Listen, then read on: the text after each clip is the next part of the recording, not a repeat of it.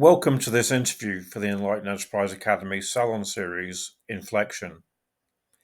In the first interview, Indy Johar explained how we must get beyond our delusions and recognize that we're on a path to mutually assured destruction so that we can start to think about how we might get ourselves onto a path to mutually assured flourishing instead.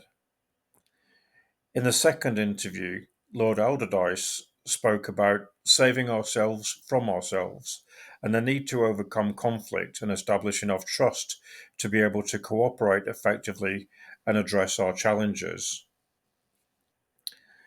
We then heard from Donna Hicks about leading with dignity and that requires us to become more conscious of our own dignity and the dignity of others. This is how we'll overcome conflict and improve our relationships with one another. In the fifth interview in the series, Neil Hawkes explored his work on values based education in schools around the world so that future generations might have the knowledge and the vocabulary to use effectively in their relationships with themselves and each other. In the most recent interview, Mary Crossan continued the story, explaining ways in which leadership character can be developed in ourselves and in others, in our businesses, in our teams, in organizations, communities, and in nations. And in this interview with Mary Gentile, we'll talk about standing up for your values effectively and speaking truth to power. Mary is author of numerous books and articles, including Giving Voice to Values, How to Speak Your Mind When You Know What's Right. She's a professor of practice at the University of Virginia Darden School of Business and a former Harvard Business School professor. Her other roles include being a senior advisor to the Aspen Institute Business in Society program, and she's an independent consultant. She's also on the board of Higher Ambition Leading Alliance, and she's won numerous awards for her work related to ethics and trust. Okay, so welcome, Mary. I want to just begin by sort of introducing what I understand giving voice to values is. So, my understanding is that it's an innovative approach for all of those who would like to be able to voice their values rather than wonder whether they can, and that it's also an approach to values driven leadership development in business education and the workplace. And it's a curriculum that offers practical exercises, cases, modules, scripts, and teaching plans for handling a wide range of, I guess, ethical conflict situations in the workplace. So, could I just ask you if my understanding is correct before we dive in? Right. Thank you, Paul. And it's great to be here. Yeah, that's basically correct. I mean, giving voice to values, or GVV, as I sometimes refer to it, it started out in my efforts to simply create a pedagogical approach, a teaching and training approach that could be used in graduate business education for more effectively preparing business practitioners for ethical action and to be able to enact their values effectively. It's actually grown well beyond that, though. Now I like to tell people it's really about reframing the challenge and actually hopefully changing the conversation within an organization around values and ethics and ethical action, responsible action. So it's grown beyond my initial goal, which was really just for educational purposes, and it's being used in a wide number of companies and organizations, NGOs, military, police, etc., around the world. Okay, so can we begin by just a brief overview of when it began, how it began, and the journey that you've been on to date to get to where it is now? Sure, sure. Well, it grew out of my experience. I was working in graduate business schools. I spent 10 years at Harvard Business School and 5 years at Babson College in Boston, 6 years at the University of Virginia and Darden Business School. And I was involved when I was at Harvard. I was involved with the creation, the development of their first required curriculum for MBA students, graduate business students, around ethics and business. And then I started speaking to other business schools about these issues and occasionally to companies. And I just basically became frustrated and kind of disillusioned with the way we were approaching it. It's not a criticism of everyone else. I mean, I was doing the same thing, but we were approaching these issues in educational settings and in organizational settings as if it was entirely a cognitive problem. It was entirely a matter of looking at some sort of thorny ethical dilemmas and using models of ethical reasoning or using the relevant laws and regulations or the corporate code of conduct and deciding whether a certain action was over the line or not. And then once you decided that, we were done. I call it the preach and pretend method. We would preach to you about what's right and then pretend you could do it. And one of the things that I was noticing is that many of us, not everybody, but many of us agree when there's something that is, obviously fraudulent or illegal or abusive. It's just that we don't necessarily think it's possible to buck the trend, to resist if we're being pressured by our organization or by our manager or boss to do otherwise. And so and I would see this in the classroom, and I'd see it in corporate groups too, where you'd present some sort of challenge. And often the people who were the most clever and the most articulate would be the most skeptical or even cynical about whether you could act on your values. It wasn't so much that they necessarily thought something was legal or not fraudulent or not abusive. It was simply that they didn't think we really had choices. And so I thought, if that's how we're presenting it, people are going to walk into these situations and just feel like they have no choice. And I saw lots of reasons for that happening. I can share examples if you like. And so I wanted to come up with a different approach that was actually more empowering, less about persuading people to be ethical and more about empowering and enabling and equipping people to act on values that they may already have, but just don't think they have the choice. Yeah, so the topic has been taught for quite a while in business schools, and I guess it was kind of stepped up after the global banking crisis, and the MBA programs got quite a lot of criticism then. And I know from time to time you were kind of disillusioned with your own kind of journey in trying to address this. But can you just talk about the experience you had when you were at Columbia Business School? Because it seems that that was kind of the turning point and the real sort of start of your thinking about this particular new approach. Is that correct? Right. Right. It was one of the turning points. It was one of the major turning points, and I think it's one that I think captures what I'm trying to do. I was not faculty at Columbia. I was doing a consulting project there. And while I was there, there were a group of senior faculty. This was back in the late 90s, early 2000s.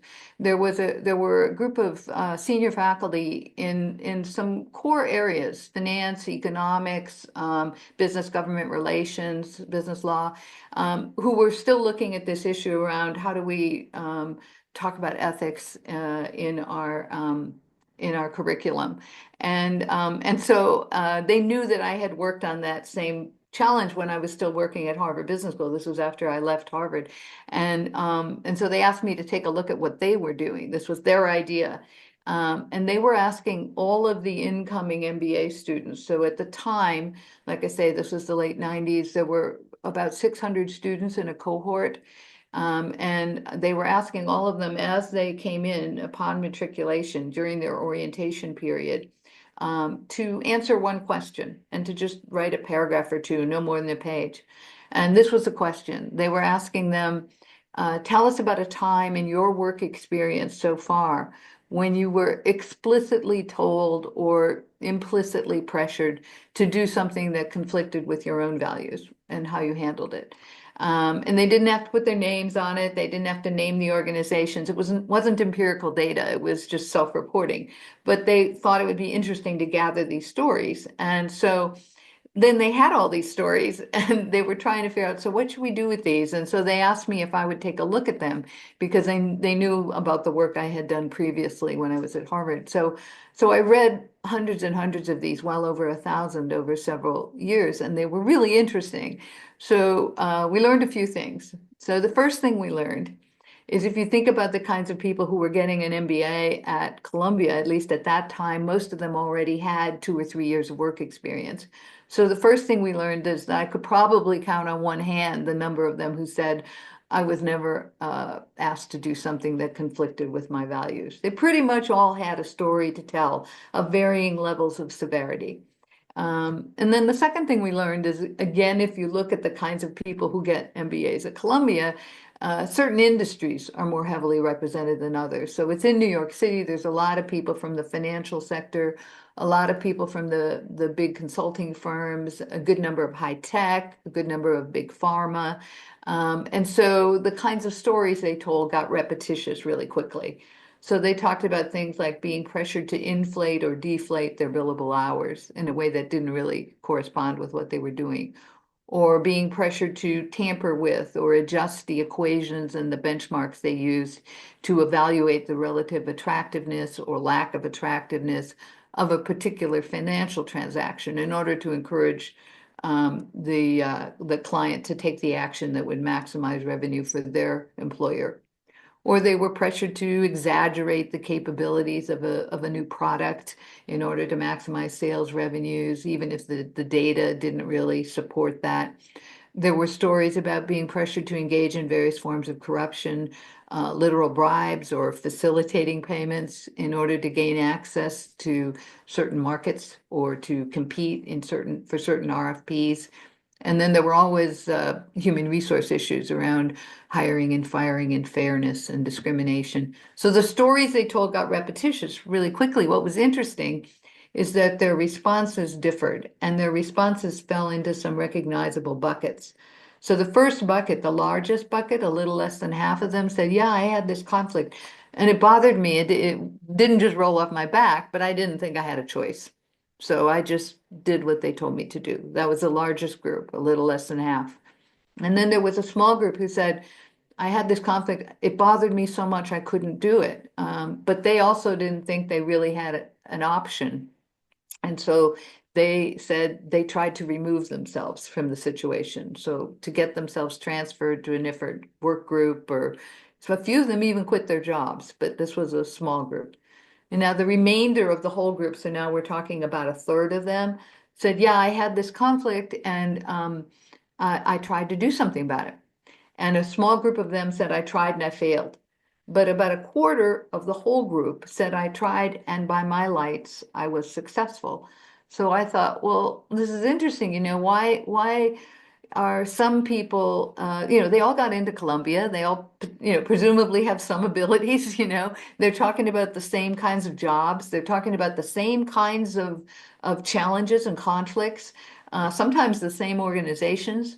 And some of them are able to do this effectively when so many are not. So, like I said, it wasn't really empirical data, but I thought maybe it would be suggestive for training and pedagogy. And so we brought in a researcher to kind of slice the stories and dice the stories and look for themes. And in the end, we couldn't say that one group was more morally troubled than the other group because, we let them define the issue. And so they chose something that bothered them, so that wasn't really the distinction.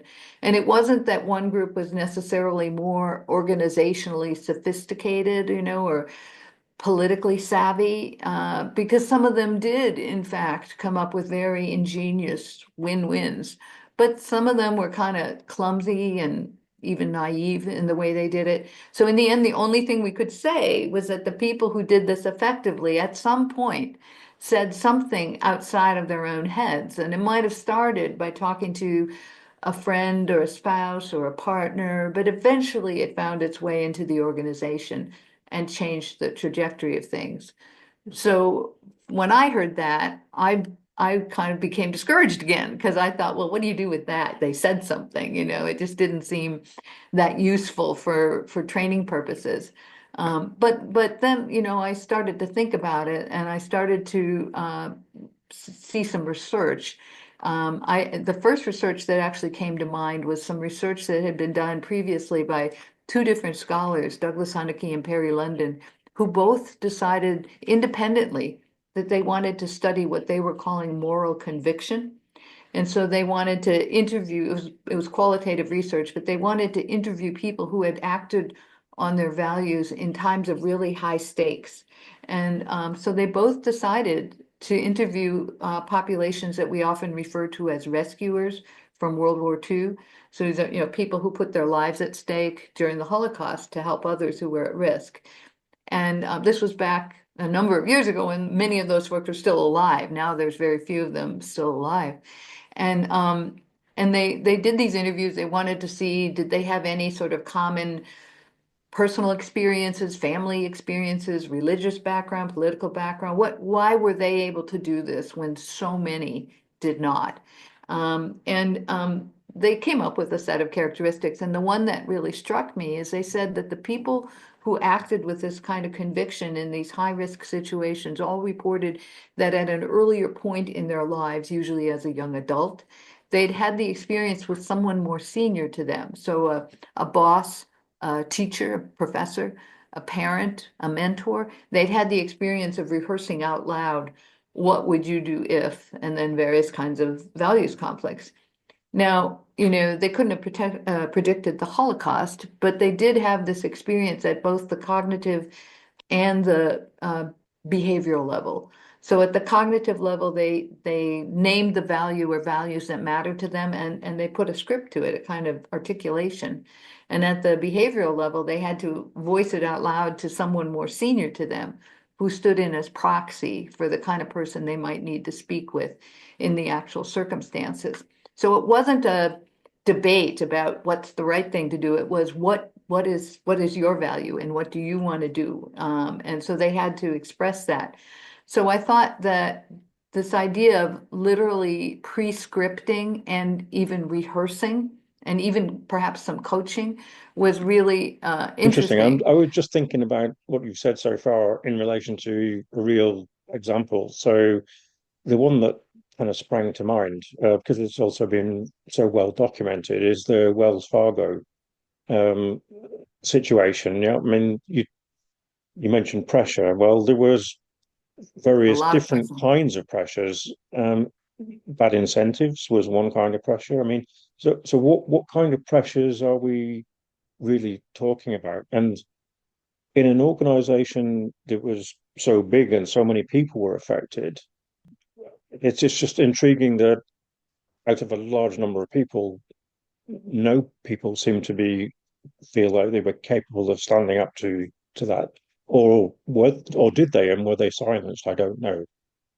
Yeah, in most of those cases where you look at a scandal that reaches that level, and makes it to the press and everything else, in most of those cases, if you look closely, there were people who spoke up. I remember years ago being asked to do an op-ed on the BP oil spill, and my going in assumption was that nobody said anything. And when I started doing the research, it became clear that a number of people had spoken up from many different places, from within the company, from within the regulatory agencies, from within other places.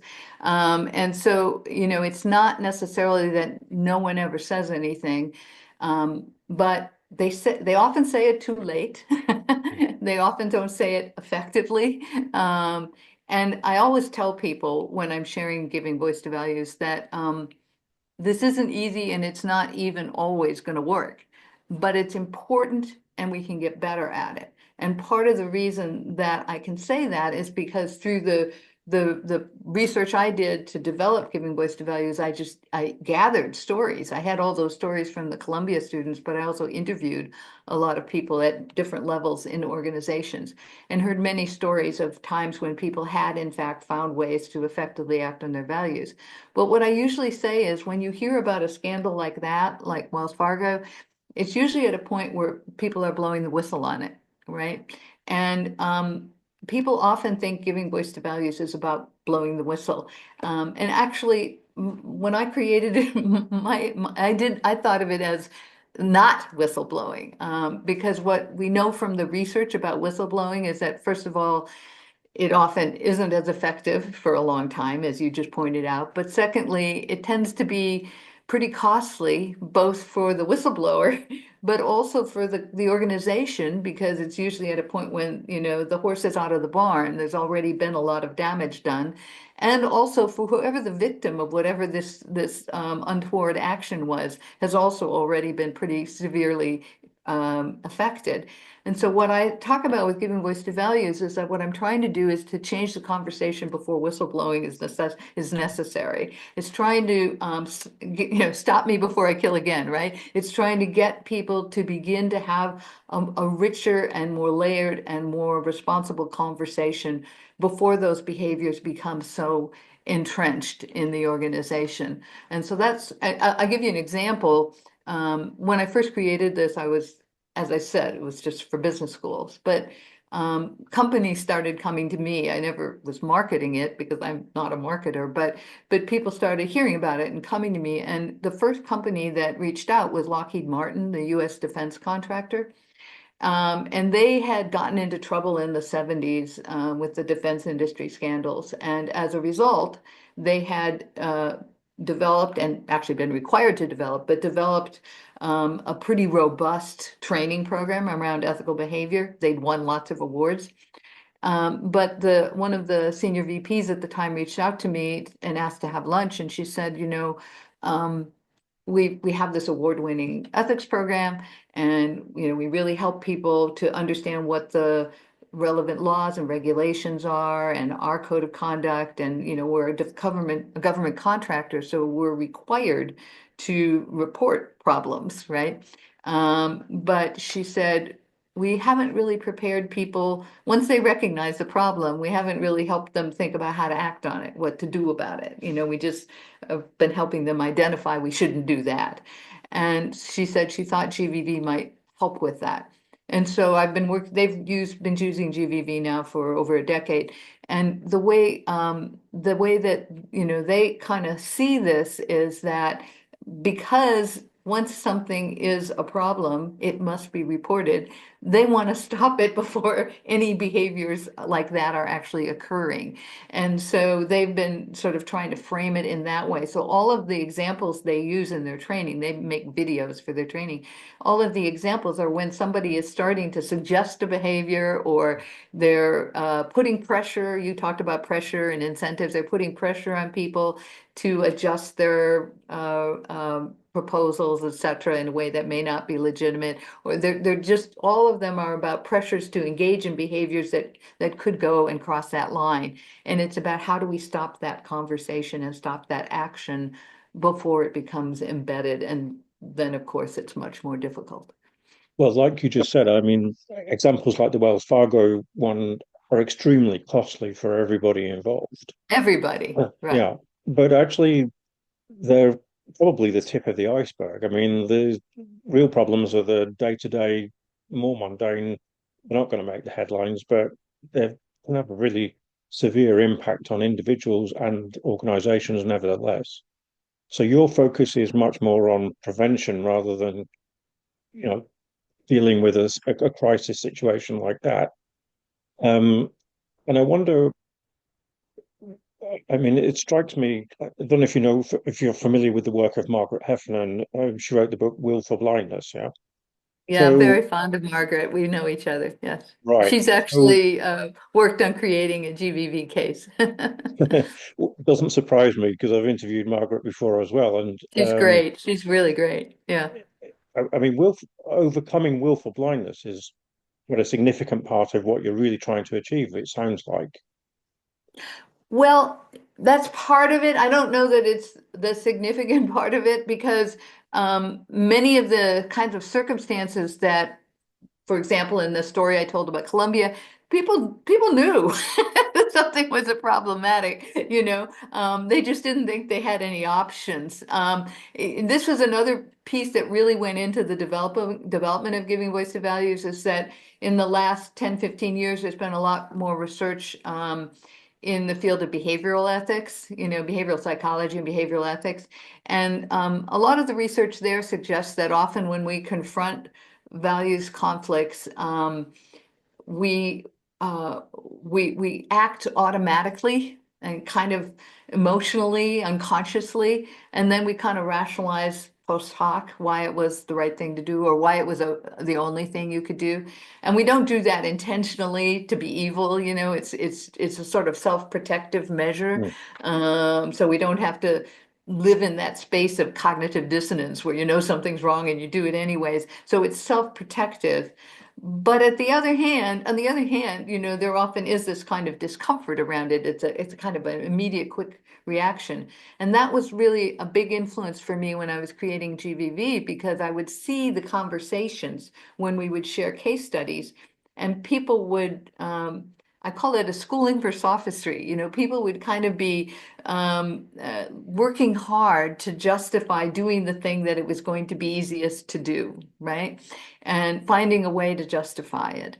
And so I decided that I needed to not have cases and examples that would then end with saying, "What would you do, Paul?"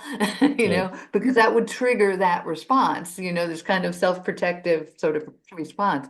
So instead, we called it the Giving Voice to Values thought experiment, where we write our cases. They're all based on real situations, but we write them about a protagonist who has already decided what they believe the right thing to do is. So it's not an intellectual debate about what would a utilitarian say or what would a deontologist say. It's really, I know this is the legal thing, the ethical thing, the responsible thing, the sustainable thing, the inclusive thing, whatever your issue is.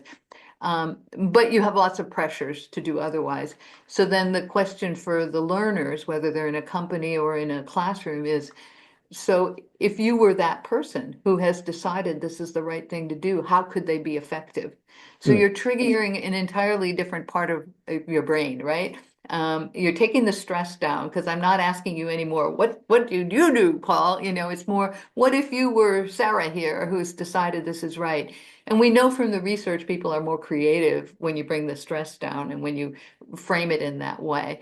But they're also having this opportunity to work together in teams and to peer coach each other, to talk about, well, what's an effective strategy? Why would this not work? How could you make it work? So they are having, they're not being invited to say, oh, I would do the right thing. They're being required to say, if this person wants to do this right thing, how could they be successful? So it changes the entire mental model. And so what the intention is that now, if I encounter that kind of scenario, I have more arrows in my quiver. I have more ideas about ways you could respond to that situation. I don't immediately react emotionally with, I have to do what they've told me to do or what I'm being pressured to do, because I not only have worked on it with others, but I've also had this example from these cases of people who have tried to do this and have often been successful.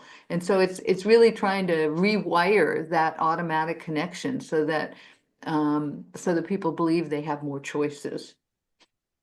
Yeah, and is the whole approach underpinned by psychology, psychological theories, and understanding how you talked about how the brain's wired and using different parts of the brain. So I'm assuming that's the case. Yeah, I was the creation of GVV was triggered by initially that research I mentioned to you about rescuers, and then seeing and reading research from psychology around people who study positive deviance and people who study habit formation, neurosciences where they talk about brain plasticity and creating new neural pathways. The behavioral ethics research. I remember one of the first articles I read in that area was Jonathan Haidt's article. It was a great title. It was called "The Emotional Tail That Wags the Rational Dog." Mm. Basically the idea that it's this emotional response. It's not that we sit down and make a pro and con list or think what would John Rawls say or what would Confucius say. We react, you know. So I wanted to retrain that reactive kind of response.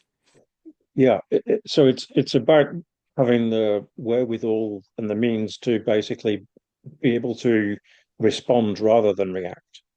Um, Hmm. so there are two of the R's that are in the list of R's that you, I don't know whether you consciously use the R word a lot, but reframing, rehearsing, and so on.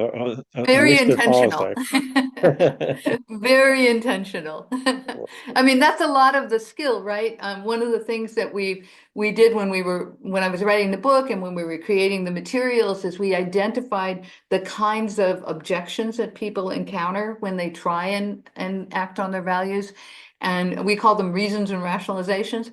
And we realized that there were a lot of them that were very, pretty common. They come up a lot.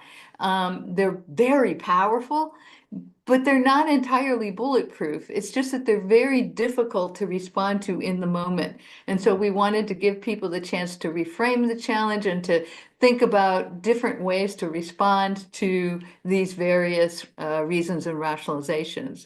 The ones we hear most often or that we heard very often were things like, um, it's not material. It's not a big enough deal for us to act on. We'll worry about, if it got to be a big problem, we'd worry about it. Another one is it's standard operating procedure in this part of the world or in this industry or in this organization. Another one we would hear is, I called it locus of responsibility, which is basically saying, yeah, this is above your pay grade. You don't have to worry about it. Let us make that decision. You just carry it out. You just follow orders. And then the other one we hear a lot, I call it locus of loyalty, where it's basically, yeah, maybe there's something a little iffy here, but um, you know, do you want to hurt your company or do you want to hurt your boss or your teammates or your customer? So, so they're shifting the loyalty in order to influence you. And so those are pretty powerful. You hear them a lot. But there are ways to begin to reframe them and to begin to respond to them. But it takes practice. It's not easy. Yeah, and we just touched on an important point, which is, in many of these situations, there isn't time to think, or Mm. there's not much time to think. So it's really important to have the sort of vocabulary, the tool set in mind, and the few R's to be able to quickly go through in your mind. Even if you don't have a lot of time, it equips you to be able to come up with a response rather than a reaction. Not every time, maybe, because sometimes time pressure is just too much. Right. But you've got a better chance, yeah. Right. Well, and that's right. I mean, part of it is you want to create, I call it moral muscle memory. You want to create new habits, which is part of the research that we base this on, and so that it'll come more easily to you. The other thing is that we often can make more time. Hmm. We identified a bunch of levers, I call them, different things that you can do. And sometimes it is just a matter of buying time because if you buy time, you can do other things, get other information, involve other people, shift the immediacy of the moment. Would you like? I can share a story of that if you're Yeah, yeah, interested. yeah. So, we interviewed a bunch of people, and one of the people I interviewed was this woman. She was very senior. She was in the C-suite level of her company. And she told me the story. She said that one day they were in a meeting. It was late in the day. It was with the CEO and the CFO. All the senior executives were in the room. And the CEO was proposing a course of action that he thought would be helpful for the company's performance. And she thought it was problematic, ethically problematic. But the CEO was clearly, gung ho on this. He thought it was a great idea. He really wanted to do it. And everybody else was going along with it, saying, yeah, yeah, yeah. Sort of sounds like the political situation in the United States right now. But anyways, they were all going on, supporting it. And she was explaining to me that she was not very comfortable or effective in the moment like that, verbally confronting a lot of things, you Mm. know. She said, I'm much more comfortable in writing and, you know, and so she said she kind of remained silent, even though she was really worried about this. And by the end of the meeting, it seemed like there was consensus. And so they agreed they were going to take this action. This was the end of the day. So she was thinking about it and she thought, you know, I really think this is a problem. I need to do something, but I wasn't able to speak. And so she thought about how am I most effective? And she said, well, I'm most effective, she told me, in both in writing and in making a sort of data-driven argument. That was her sort of superpower. And she said, and then she thought to herself, now, when have I ever seen the CEO change his mind? What influences him? And she was saying, well, he seems to respond to these kind of gung-ho exciting stories, you know, of success stories, you know, of either their competitor or of themselves. And so she was thinking, so what can I do? So this is what she did. She said she went home and she wrote her data-driven memo, you know, making the strongest case for why they shouldn't take this particular action. And then she said she left this is back in the day of voicemail rather than texting, and she left a voicemail for her CEO. It was after hours, and she said, she acknowledged, she said, I know we made a decision to take this action, but I think there's something I need to share with you before we move forward. And so I just need, you know, 5, 10 minutes of your time tomorrow morning. I'll come by your office. So then she went to his office, and what she did is she had prepared herself with the compelling story of why he should read the memo. She couldn't figure out how to tell a story that was complex and layered and persuasive enough to address the action. That was something she could do in her memo, but she thought she could convince him to read her memo. So she did, and she left it with him. And the story was that he read it, and in fact, he did change his mind. Now, that wouldn't always work, but what I think was interesting about that story is that she figured out a way to reframe the challenge to play to her strengths, but also to recognize what might influence him. And she bought time. You know, many people would have gone home and thought, it's done, you know, I missed my moment. But she decided, I'm not going to believe that. I'm going to, you know, take this action. And I would hear stories like that from people Yeah, so knowing your own strengths, I mean, you can then develop effectively a set of tactics. that work for So, you. yeah, makes sense. But in terms of buying time, I guess the one thing that most people too often are scared to do, and the easiest way of getting some time is to ask for it. Good point.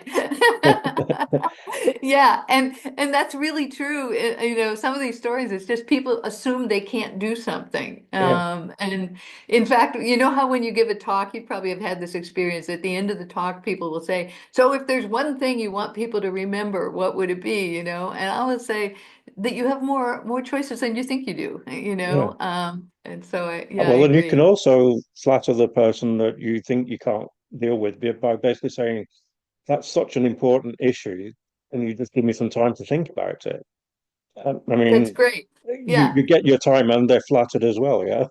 Yeah, yeah. So And that's part of GVV too, is coming up with these little uh saving phrases, you know, that can give you the time you need to be able to figure out a more effective and long-term strategy. well, A lot of times people think they have to just, you know, shake their fist and speak truth to power in the moment, and so they end up being less effective when they do that. yeah. So one of the ones that's not an R in your list comes afterwards at S, which is your talk about scripts. Oh yeah. Um, so can you just talk about scripts a little bit? Yeah, you know, it's useful and also some ways not useful phrase because some people think what it means is you need to have like a little speech, you know, a They, little self-righteous they could be just speech. mental scripts, really, yeah. Yeah, yeah, absolutely. And also, I always think about it as kind of a decision tree, you know. You know, I know I've thought through the issue. I know how I want to open.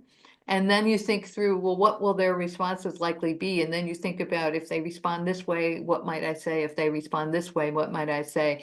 When we're using this approach in the classroom or in corporate training, we actually ask people to think about it as a decision tree of both language and also actions. What will I do first?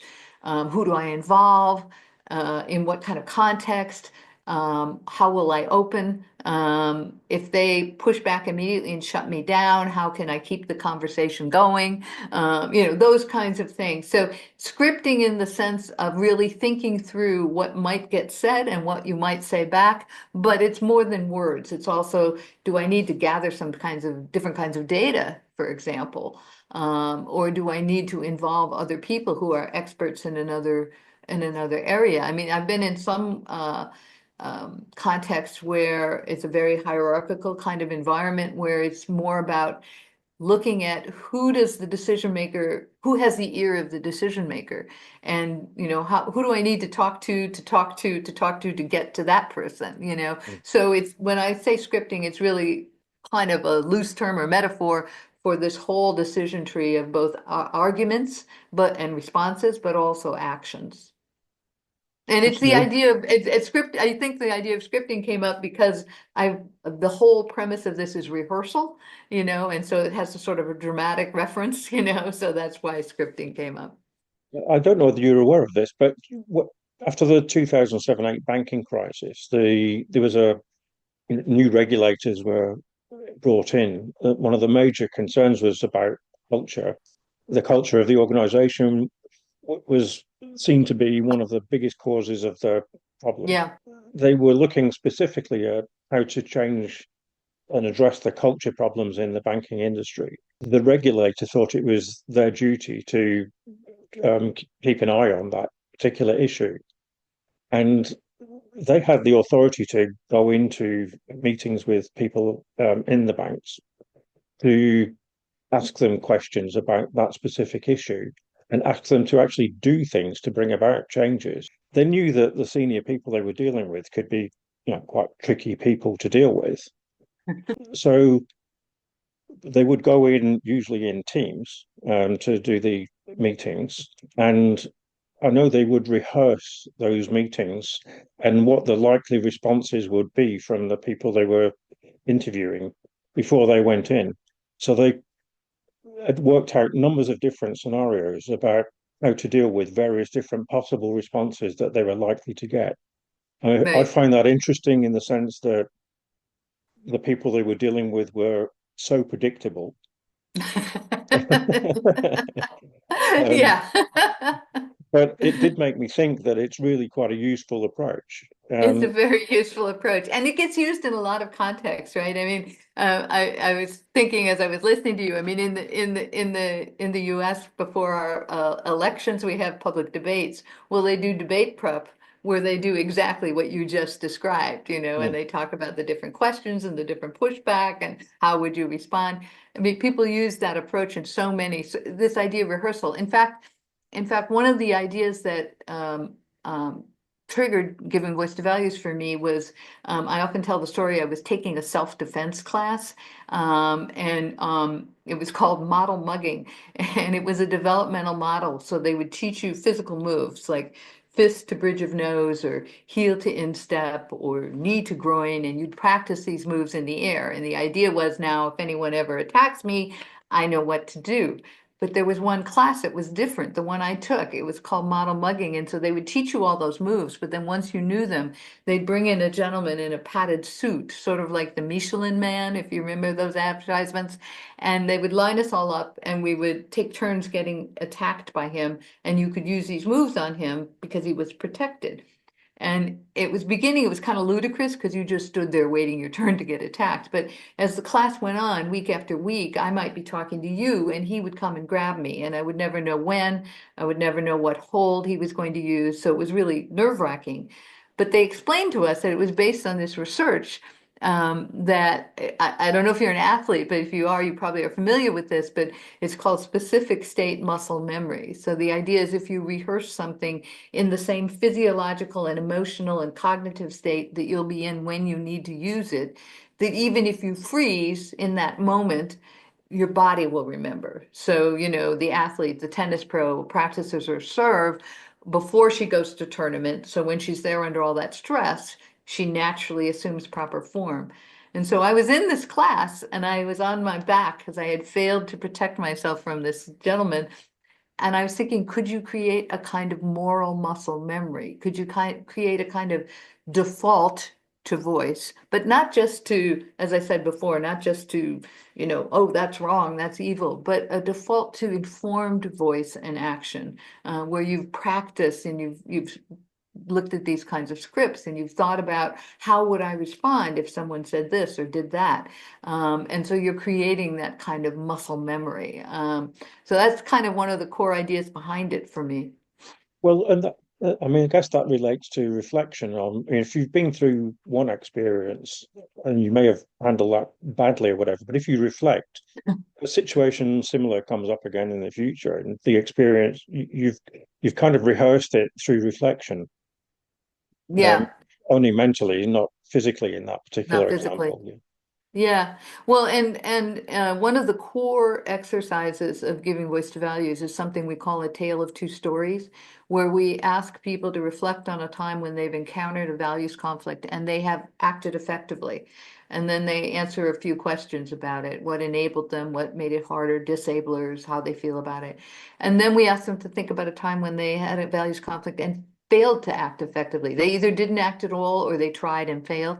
And then they answer the same questions about enablers and disablers and motivation. And then we have a small group and large group debrief where we work through these issues. But then sometimes what we'll do is after people have practiced with the giving voice to values approach for a while, we'll invite them to go back into their small groups and have someone volunteer to share their negative story. In the first round, they don't share their negative story. And then as a group, work on, I call it a do-over, work on if you were in this situation again, how could you more effectively act? And the idea is that now for all time, I don't have to live with the idea that in this kind of situation, I don't act effectively, but rather I have a new model in my mind of how I might behave, and so you're actually creating a new memory for yourself in a way, so that you feel that. And that exercise has been very powerful for people. We've adapted it for different purposes. Yeah. What's just going through my mind as well is how does this all relate to emotional intelligence? Because it sounds to me like somebody that's got a higher level of emotional intelligence would be more well equipped in many situations to deal with this because, well, for one, they're more likely to be able to respond rather than just react. But there's probably other ways in which higher state of emotional intelligence is a helpful thing as well. Yeah? Yeah, well, I totally agree. I mean, if you're aware, if you're more self-aware and have more emotional intelligence and perhaps have thought about these things, you're more likely to be effective. But the other thing with GVV is we have 7 pillars of giving voice to values, and one of them we actually just talked about briefly a few minutes ago, which I call self-knowledge and alignment, where we talk about thinking about your own strengths. And the way we do that is not necessarily through a study of psychology, although that could be very useful, but through things like the tale of two stories, and we have a little survey we invite people to reflect on, but to think about when have you been effective at influencing decisions that others make or that or in organizations where you're operating. And it may not have even been an ethical issue. It might have been, who cares, maybe in your family. But when have you been effective and how have you been effective? What made it work for you? And the idea is to think about what you are good at, what you're comfortable at, what you're skillful at, what you're more likely to do just because it's your habitual pattern. I know for me, a habitual pattern when I confront differences is to ask questions. I'm comfortable with that, and then it enables me to keep the conversation going. I talked about the woman who went home and wrote her memo, because that's how she was comfortable and skillful. And so, yes, understanding the psychology of it is useful, but if you're not someone who you don't necessarily have to study that to be able to begin to understand yourself and Yeah. what works for you. Actually, asking questions is another good way of buying time, I think. Yeah, Um, it is. Yeah. the the other thing that, as we're talking, I'm just reflecting on earlier in the Salon series, this particular series, I interviewed Donna Hicks, Hmm. whose work is in conflict resolution. Right. The kind And of dignity. conflicts, yeah, but the kind of conflicts that we're talking about, she's dealt with originally were, big conflicts between countries or between groups within countries. But what we're talking about here is kind of more on a individual inner conflict level, but it's still about how we deal with conflict. And Donna, in dealing with the larger conflicts, talks about people having their dignity attacked. Um, but again, she talks about many of the same kind of things as you're talking about in terms of rehearsals and preparation and reframing, and so that we can be more prepared mentally. Um, but it's well to kind of figure out more constructive, positive type responses, and also to predict various different scenarios. So I can see lots of different parallels here between the work he's talking about. And one of the things that she also mentions that's the same is about buying time, um, and time to reflect so you respond, don't react, and is a key part of what she talks about. Um, One of the particular approaches she uses is about observing yourself in the situation as well. So she talks about mentally stepping up onto the balcony and seeing yourself like an out of body experience from above, Yeah, that's watching Ronald yourself Heifetz writes about reacting. that. Yeah, Yeah, Ron Heifetz writes about that. Get on the balcony. Yeah. yeah. Um, so actually, that maybe came from the same source. There's a Yeah, yeah. few of these different tools and tactics that you can adopt. What we're talking about here is about having better, more constructive relationships, sort of, better corporate culture. It's going to be a more productive corporate culture where employees are going to be more productive, engaged, and so on. Get this wrong, and there are big costs because employees don't feel listened to, don't feel respected. It's the major reason why employees quit and move to another job. Any kind of organization should really address this seriously if they want to get the best out of people. Um, and if they want to make the place a good place to work, to encourage the recruitment of the best kind of talent in the first place. Does that make sense? Yeah, yeah. I basically agree with what you've said. I have a few little twists on it or tweaks on it, which is that first of all, um, it isn't just about relationships. It actually also is about if you think something is in fact truly wrong, truly destructive, truly abusive, truly fraudulent, you actually want to address that. You actually want to have an impact on that and make change. You're more likely to be able to do so if you have trusting relationships, good communication skills, and an environment that actually listens and hears the voice of the employees or whoever it is. So it's kind of they go together, but it's not Mm, that one is necessarily the only thing that matters. So I think that that's important to keep in mind. The other thing is that, with Donna's work where she talks about dignity, some of the organizations I've worked with more recently have been healthcare organizations, hospital systems and things like that, and or the Veterans Administration in the US and their hospital system.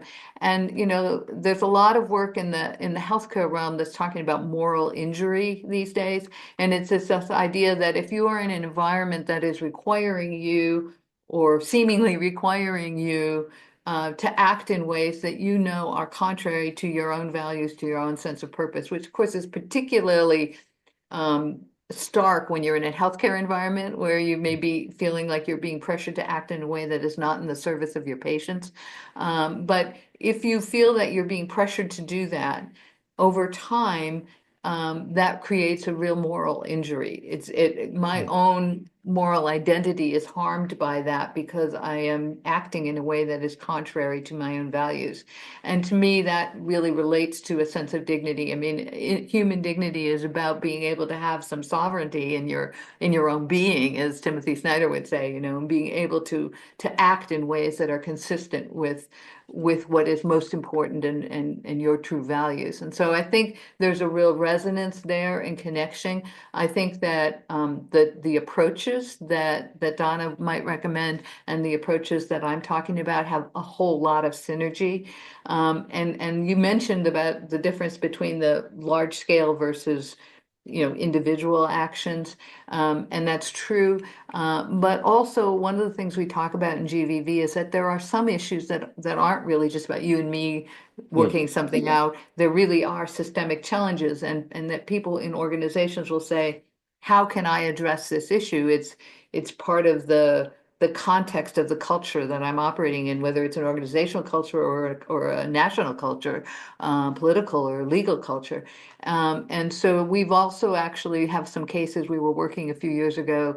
We got some funding from the United Nations Global Compact Prime to develop a set of anti-corruption cases based in India. And what was interesting is that a number of and they were written by faculty in India, but what was interesting is that a number of the GVV style cases that they wrote were about dealing with systemic issues, not Mm. just, my boss told me to lie. And so they had to, people, I would often see this in the classroom. MBA students would say, you can't address these ethical issues if you're in a culture where this is just kind of the norm, because it's a systemic issue, so I can't deal with it. And what we were realizing is that the only way systemic issues change is through individual actions. It's Mm. just, in fact, a much longer term, sometimes incremental, much more, in-depth strategy to try and make those changes. We have a really interesting case series that some faculty in China wrote about dealing with sustainability issues there. And again, it's this process. Instead of just writing a case and then what happened, they wrote a series. It was like an A case, a B case, a C case, because when you're dealing with systemic challenges, you need to be able to think in that complex way. And so, Yeah. it's not like it only applies to individual interactions. No, I wasn't really suggesting it was only about individual reactions, but it is important to understand the differences between systemic and individual situations, isn't it? Absolutely. And that's Because, something you write about, right? well, Right. we write a lot about systems thinking as well, yeah. So it's timescale is a big difference, I guess. You're not going to solve a problem quickly. You're probably going to need a support network or different You need a tactics and so coalition, a on. set of allies. Yeah, right. Yeah.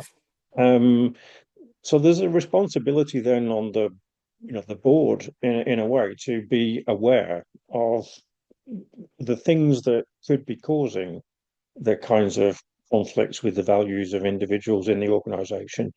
So again, going back to Wells Fargo, the board should have been aware that putting certain types of incentives in place was at least the potential to cause problems, and they should have been on the lookout for those problems. They could have addressed them much earlier on and solved the problem. Is there anything more to say about the difference between the personal and the systemic situations? Yeah, what I think is important, I mean, there has to be a kind of patience, Mm. and I think that sometimes people feel that, they confront a values conflict and you either knuckle under, just go along with it, or you fight it. And it's kind of just about that action rather than about the impact that you want to have. And I think if you're really talking about wanting to have an impact, you need to be able to think in that long-term way, to have patience, which isn't the same as just selling out, Mm. and they're kind of on a continuum, and so that often leads people to feel like you just have to speak up, you just have to, and you just have to blow the whistle or whatever it is, I remember giving a talk once, and there was a woman in the audience that when I finished my talk, she raised her hand and she said, "I think this whole idea is really stupid."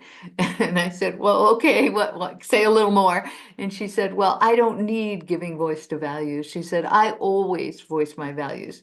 And then she paused and she said, "No one ever listens, but I always voice my values." And that's kind of the thing, it's like, if you just want to be righteous, then you don't need giving voice to values. But if you want to have an impact, then you actually do need to think about it in this systemic way, in this challenging way. And I think that's part of why companies have found this interesting, because sometimes it's the ethics and compliance offices that reach out to me, or the legal department that reaches out to me. But sometimes it's the leadership development people who reach out to me for giving voice to values, because they realize that it's about, that leadership is about expressing, it's not always an ethical issue, but there's almost always an issue that is very complex, has lots of different systemic impacts, and you need to be able to think in that way and also communicate in that complex way and have the patience that's required to do that, and actually be able to communicate to people why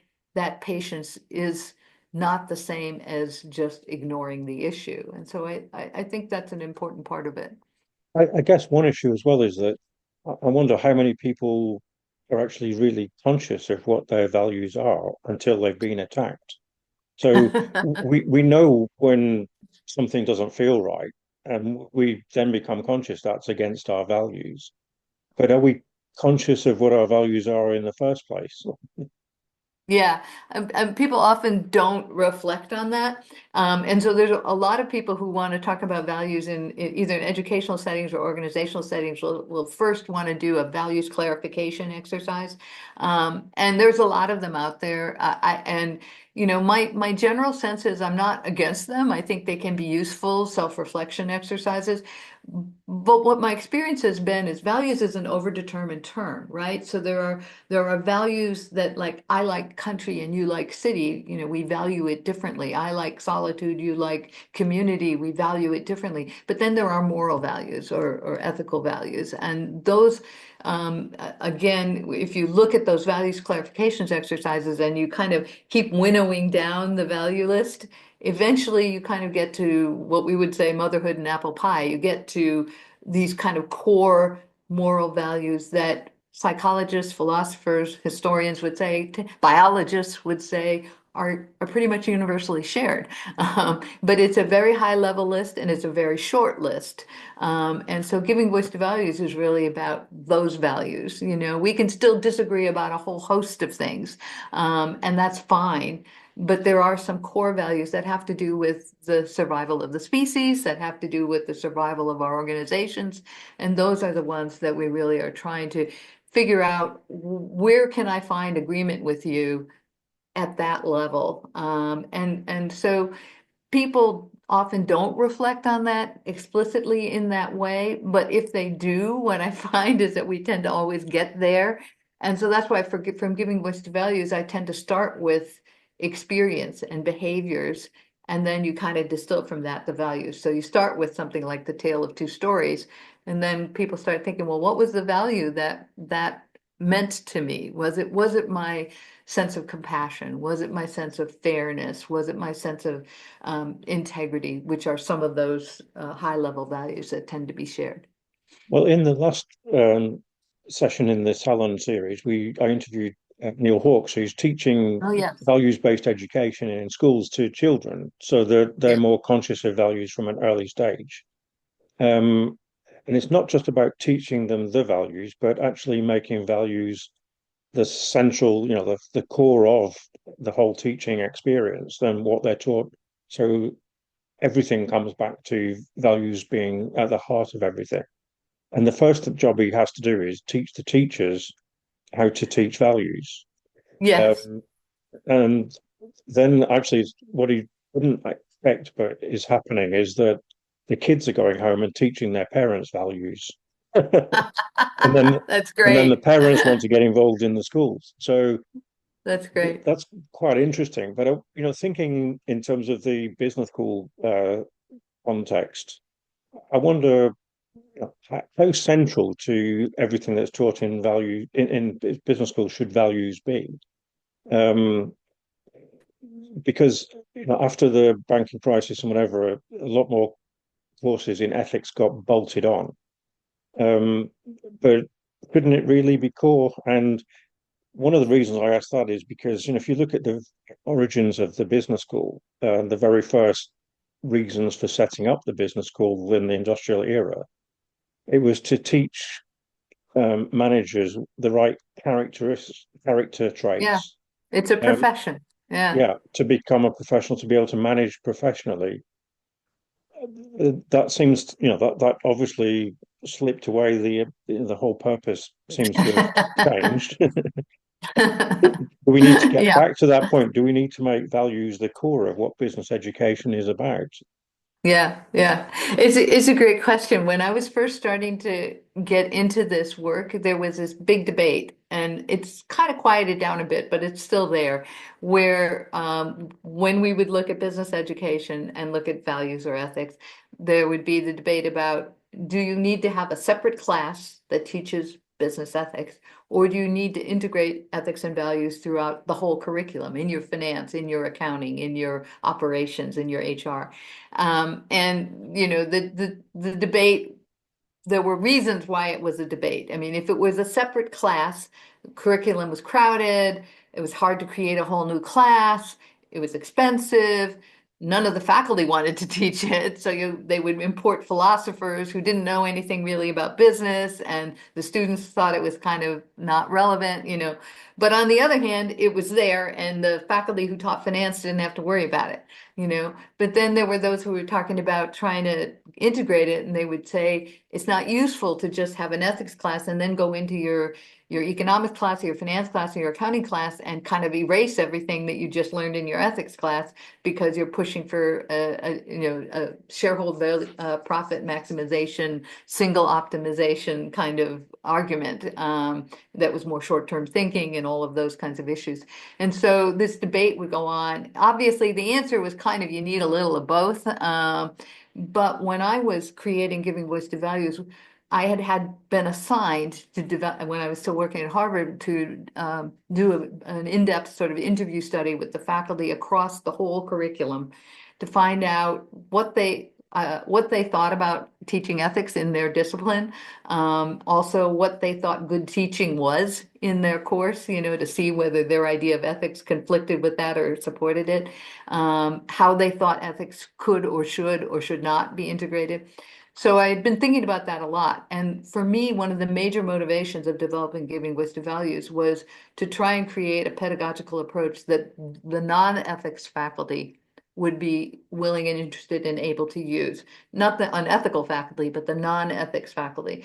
And so, when I looked at why a finance or an accounting or a marketing professor might not want to teach ethics, they would say things like, I'm not a philosopher, because, faculty define their sense of self-esteem from being experts, and they weren't experts in philosophy. They would say things like, "My syllabus is already crowded. I have an ethical responsibility to teach discounted cash flow. I can't take time out for ethics."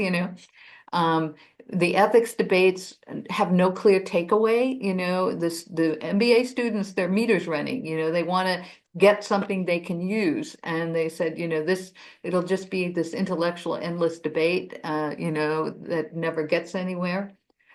It's hard to grade. How do you grade a student and tell them they're unethical? All of these and some faculty in really good faith would say, I don't want to preach to my students that they shouldn't do these things when I know they're going to be pressured to do them. And if they disagree, they may suffer some real consequences. And so I don't want to pretend that this is going to be possible for them. So there were all these objections. And so GVV was designed explicitly to address those because, as one dean put it, the cases that we use are post decision making. So it's not a philosophical debate. The protagonist has already decided what the right thing to do is. And the question is more about implementation and action and influence and power and influence, really. And so that kind of gets around the philosophy issue. It gets around the grading issue because you're not grading how ethical they are, you're grading how effective and consistent and rigorous their approach is based on the challenge that you've given them, not debating what's right. You get away with this issue about not having a crowded syllabus, because the arguments, the scripts, and the action plans that we ask people to use are intended to use the language and the analytics and the frameworks, the benchmarks of that discipline. So if it's an accounting case, you're not going to make an argument to your auditor, your internal auditor, based on John Rawls. You're going to make an argument based on doing the analysis of your cash flow in your organization. So in other words, you're still learning and practicing the same skills that you want them to be learning. So we designed it intentionally in a way that these issues can be dropped in and used in these classes. And in fact, they have been. I think the discipline that has the non-ethics, it's being used in ethics classes, but the non-ethics class that has a field that's used it the most is probably accounting. And they've developed textbooks that build GVV into them. I was just on a panel last week for a bunch of accountants. And so I think that your question, does it need to be throughout the curriculum? Absolutely, but not taught as a philosophical debate, but rather taught as how can we achieve these kinds of responsible, sustainable, inclusive, ethical goals that we want our organizations to achieve effectively, and still survive as an organization, still be successful. And as I understand it, you're not trying to say these are the right values and these are the wrong values, are you? You're basically trying to get people to ask themselves those questions and make their own minds up. And is that right? Well, actually, not exactly, because the cases are post-decision making, So, and what I always tell people is that we used to say, let's only pose ethical issues in our discussions that are gray, that are really difficult, and that you and I might responsibly and legitimately, ethically disagree on. But there are issues where most of us would agree it's actually wrong. Like you brought up the Wells Fargo example at the beginning. This was not that gray, about what they were doing. They were, signing people up for accounts that they didn't want, and charging them for them, etc. And so we're really trying to focus on those issues because we want people to focus on the implementation side. Because if you focus on the gray issues, you'll never get past the debate about what's right. And I want people to get to the point of action. And the other thing that we've learned is once people start to feel more empowered, like they have more options, there are fewer gray issues because intentionally, I mean, unintentionally, sort of unconsciously, we define an issue as gray when we don't think we have a way of acting on it. Now, there are issues that truly are gray. I'm not saying there aren't, and I don't know what the right answer is to many of those, But there are a lot of issues where it's a self-protective measure to see them as gray. You were at Harvard. I wonder whether you were there when Clay introduced a course at the beginning of his program about, which was based on the book he wrote last, which How Would You Measure Your Life, which was an Yeah, yeah. interesting way of getting people to think about their values, I guess. Yeah, yeah. That article, that Harvard Business Review article, How Will You Measure Your Life, and the book,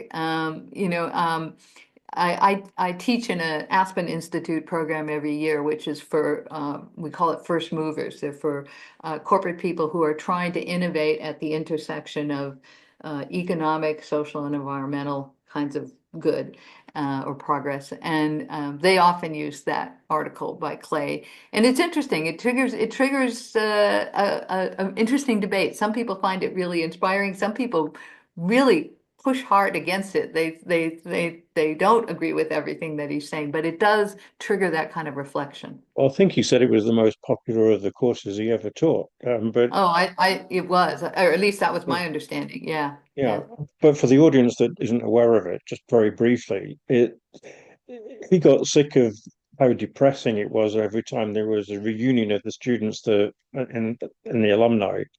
How many had been found guilty of tax fraud or some kind of evasion or have suffered from divorce yeah. because they've got their life priorities wrong or become alcoholics or got into drugs or whatever. And he just decided that he had to do something about it.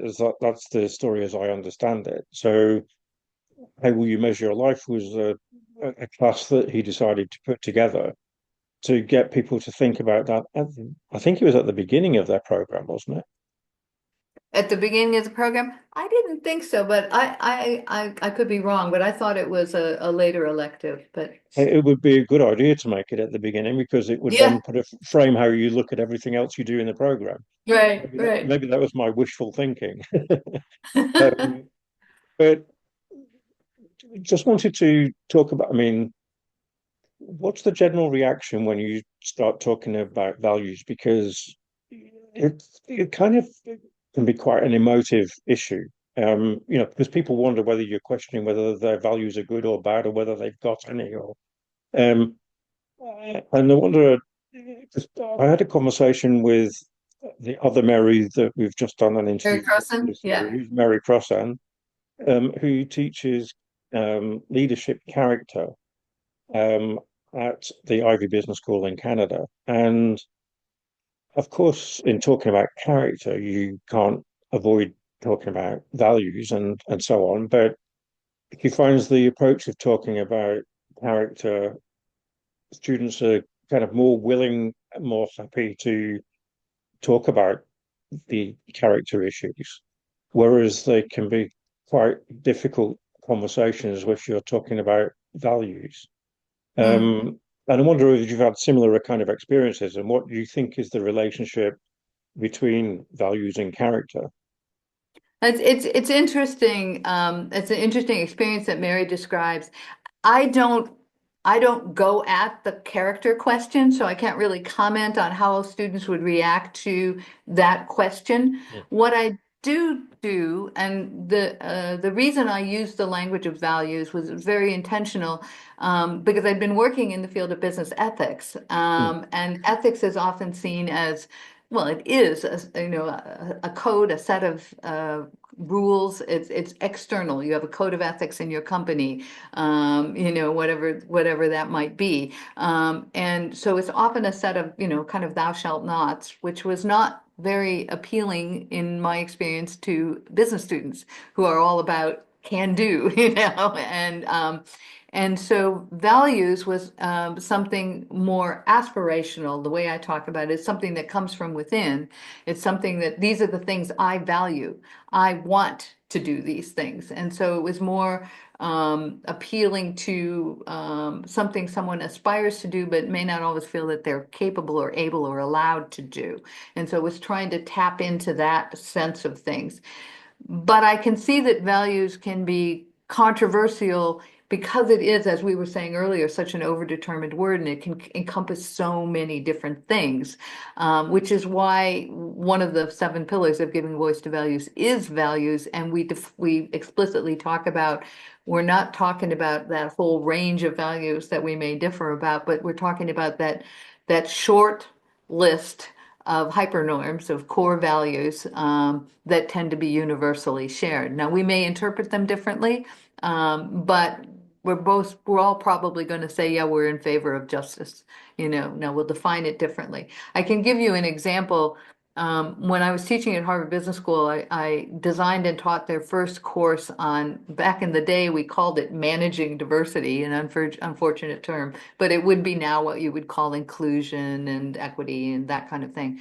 And I remember I wanted to teach a class, this was back in the mid 90s in the US. I wanted to teach a class to discuss issues around affirmative action, which was very controversial in a group of Harvard Business School students.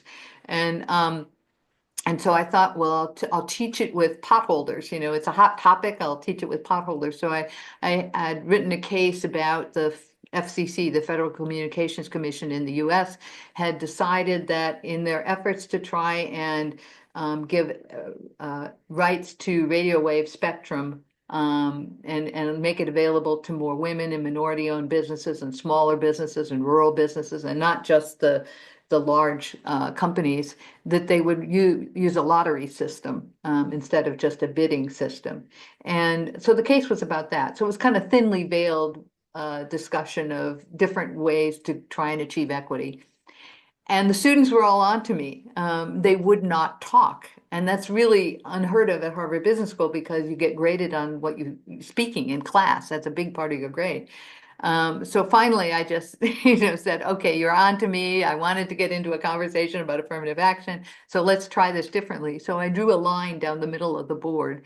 And I said, now for a moment, I want you all to pretend that you are vehement opponents of affirmative action. What are the values that are driving you? And they made a list, and things like fairness, a meritocracy, equal Mm. opportunity, things like that. And then I said, okay, now I want you all to pretend for a moment that you are vehement supporters of affirmative action. What are the values that are driving you? And it was the same list, right? Mm. Fairness, meritocracy, equal opportunity. And I said, look, this doesn't make this conversation easy. But can we agree that we share some values here? And we have now made it an implementation question. And we want to talk about what's the best way to achieve these objectives. And I think that's how I try and bring Mm. values in a way that gets away from some of the sort of challenges that Mary may have been referring to, which are very real. I also think the polarized nature of our society these days has made that conversation talking about values sometimes more challenging because people assume it means something that may not be what we're talking about. Yeah, I think that's probably the case. And certainly you've arrived at a sort of similar and overlapping space, as you say, from very different directions. So Mary's a professor of strategy by background, but was appalled by what happened in 2007-8. Yeah, And it was then that she ended up looking at character. yeah, Um, yeah. but And what I've do you read see some as of her stuff. I think it's a really interesting way to go at it, and it probably triggers a kind of reflection in the students. yeah, I just wonder what you think is the link between values and character. I guess for me, character is whether you actually live by the espoused values that those values. We can say I value this, but if I don't act in that way, my character is not that strong. If I have a strong positive character, I'm going to find ways to try and pursue those values of integrity and compassion and fairness and justice that I was Yeah, talking about. so character traits are really virtues, lived values, I Yeah, guess. I'm But always about action. yeah, Mary Flossam makes the point that a character trait can be good or bad depending on whether you can keep it in balance. If it's a certain character trait that's taken to an extreme, An it can extreme, become bad. exactly. And Right, so, right. okay, that's interesting. We're coming kind of towards the end of the interview, which is unfortunate because I've got a whole pile of questions I still want to get through. But We can talk um, about them next time.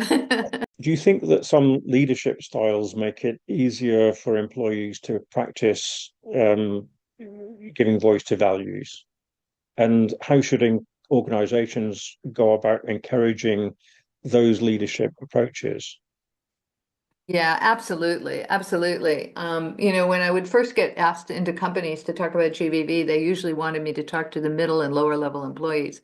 And increasingly, I'll get a chance to talk to more senior people in the organizations. And so I had to think about how do we frame this for senior leaders? And I talk about it as GVV at the top, and it sort of has three components in my mind. The one is that when you're higher up in the organization, often the people that you're trying to act on your values, voice your values, influence values about are people who are kind of lateral to you as opposed to talking up to your boss. And so it can be a different kind of conversation because you have a different kind of relationship with them. And often it's more collegial. It doesn't have the same sort of power dynamics, but it's still really important. And so GVV with those folks, you're going to have to think about framing it in slightly different ways. The second way that GVV I think is different or specific for senior leaders is what you talked about earlier about the importance of them building a culture that supports this kind of thing. And that has to do with encouraging the kind of training that I'm talking about, and actually the way you frame your goals and your objectives for your employees. So you can without even doing a formal GVV training program, you can actually use GVV by instead of asking your employees, how far can we go without stepping over the line, or can we step over the line this much without getting caught, or how can we achieve this goal regardless of the line, rather asking how can we function effectively, financially successfully, and in compliance with our corporate values and the relevant laws and regulations. So you frame your challenge in a way where that's always embedded in it. But you're also creating a culture. I think the most important thing is the third thing, which is that you have to know how to listen.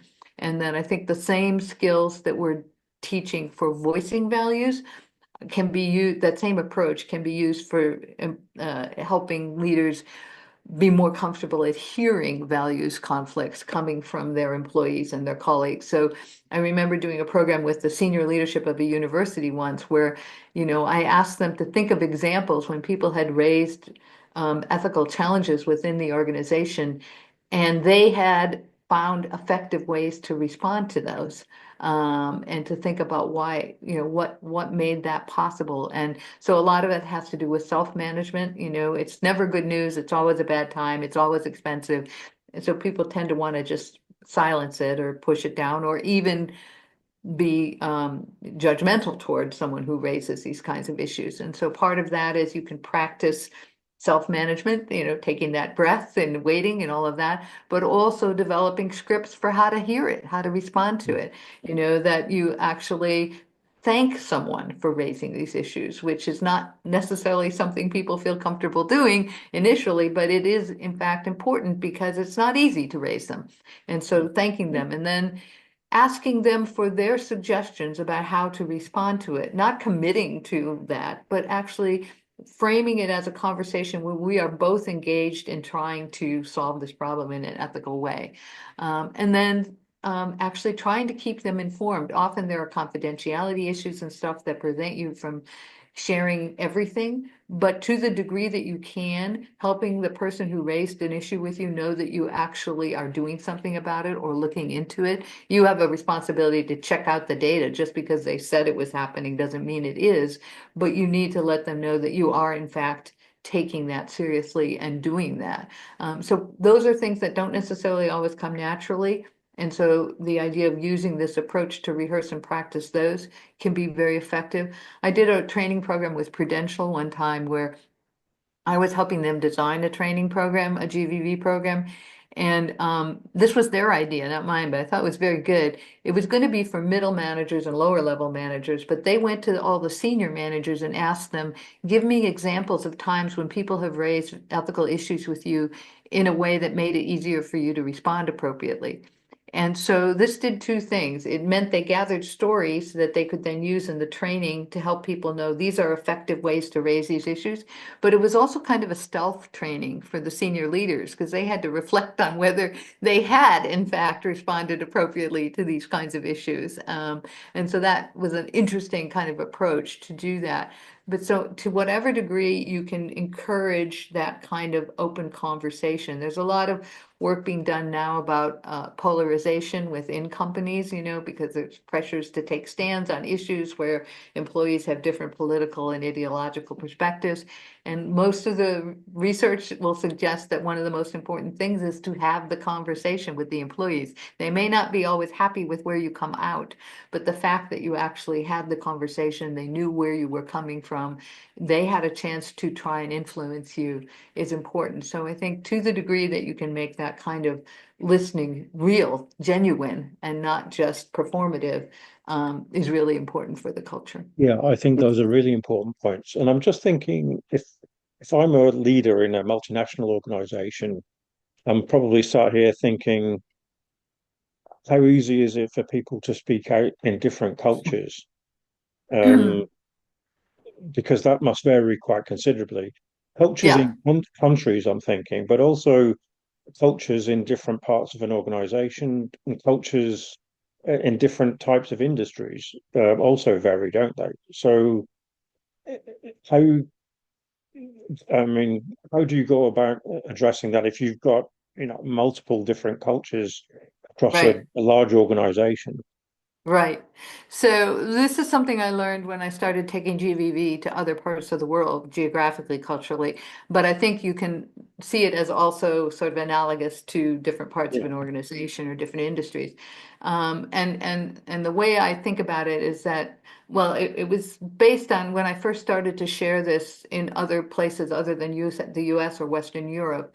A lot of faculty in those two places would say, Mary, this is an interesting idea. It might work here, but it won't work in, and then they would fill in the blank. It won't work in China, it won't work in India, it won't work in Russia, it won't work in Middle East, Africa, South America.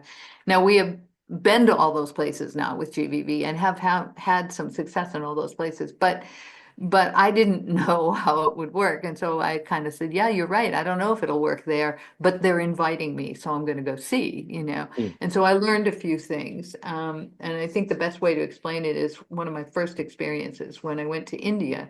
And I was invited to go to do a 2-day training for a group of Indian faculty who taught entrepreneurship and Indian entrepreneurs.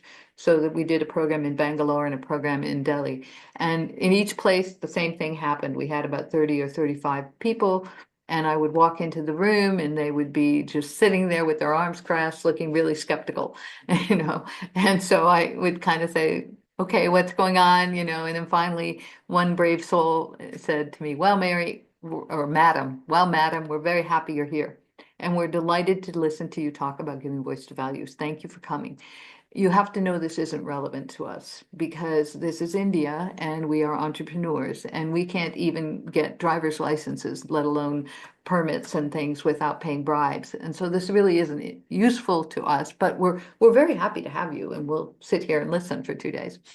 So, so I thought, okay, so I did 5 things, and they seem to have served me well in other contexts. So the first thing is you have to acknowledge the reality of the context. So I'd been to India 10 or 12 times before already, so I kind of said, look, I know what you're talking about. I know it's real. I know you're not making this up. So you acknowledge the reality of the context. And the second thing is that you have to start from a place of respect, where I say, look, I know that that's the reality you deal with, but I also know that you're not happy about it and that it's stressful and complicated and expensive and annoying. And I don't need to teach you values. I know you have values. You're trying to operate in a difficult context, but I'm not here to tell you that I'm going to tell you what your values should be. You have them already, you know. Yeah. My goal is to try and help you deal with this difficult context in a way that will enable you to act on your values that you have. So you're starting from respect. The third thing is that I explain to them what I've already talked to you about, Paul, which is I explain what the Giving Voice to Values thought experiment is. So they know I'm not going to sit there and say, what would you do?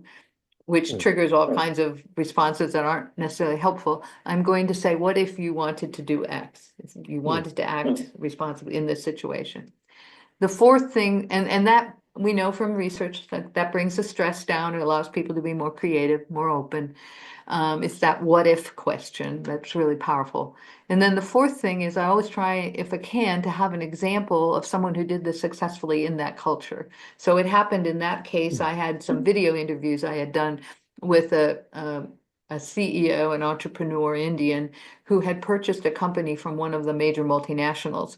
It was an Indian-based company, but it was when he purchased it from the multinational, it was hugely corrupt. It was near bankruptcy. And in the space of a couple of years, he turned it around to be both financially very successful, but also seen as a model of clean operating and not paying bribes, etc. And so we had these interviews with him where he would set up the GVV example, you know, here's the challenge. I don't want to pay the bribe. What can I do? And then we'd had a video with him talking Mm. about how he effectively did that. And what that does is two things. It triggers a sense of pride in the audience because they see someone from their culture in their Mm. context doing this successfully, and a sense of competitiveness, right? Mm. He can do it, I can do it. And then the last thing is that I have to explain that the voice in giving voice to values is a metaphor.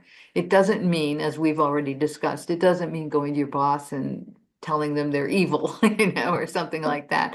It might mean talking to someone who talks to someone who talks to someone. It might mean writing a memo. It might mean arranging to have someone who has a different perspective and set of data included in the decision making. It might mean creating, building a set of allies who are going to start raising this issue over time. There's all kinds of strategies, and you need to do that, especially if you're in a hierarchical kind of cultural context. But you need to do it everywhere, because hierarchies are everywhere. And so when I did those 5 things, people got really engaged and they started thinking about this. It's asking them a different question. They thought I was going to preach to them about doing the right thing. And instead, it was about action planning and scripting and coming up with creative solutions. And I found that when I do that, I can engage audiences in lots of different contexts. I think the most interesting one was I got invited to speak to a group of certified fraud examiners in Moscow. So and it was an evening thing. They were coming after work. So, I thought, well, if we're there for half an hour, we'll be lucky. I ended up having to cut it off because it was like, I'm exhausted.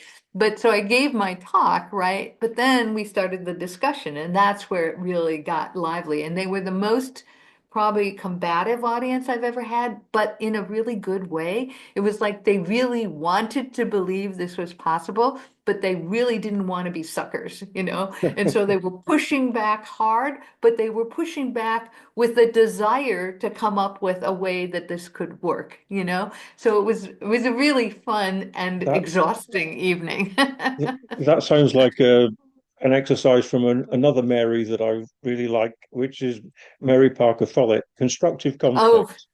yes. Two quick questions I wanted to end on. Have you got anything extra that you would want to say to somebody that asks what's the business case? So you really need to shift the question to how could you get this done, which then enables all those people who in their heart of hearts would really like to do this to feel like there's an option to it. I really learned this when I was giving a talk to a bunch of managers who they were already working, they were in their 30s and 40s, but they were getting an MBA in Argentina. And I was invited to come and give a talk to them. And so I gave my whole explanation about GVV. And then as soon as I finished and there were questions, the first guy to ask was like asking the business case question, and not even asking the business case, but asking, this isn't really possible, is it?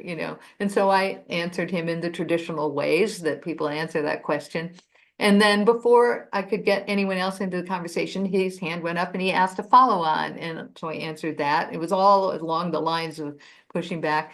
Then the third question, he, jumped in with a follow on. And I said, look, I will answer that question.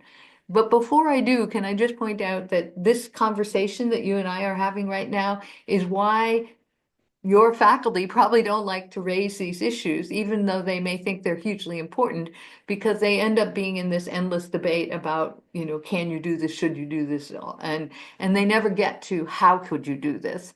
Mm. And as soon as I said that, it was like it confused him. It wasn't what he was expecting. So he paused a moment before, he could get his hand up again.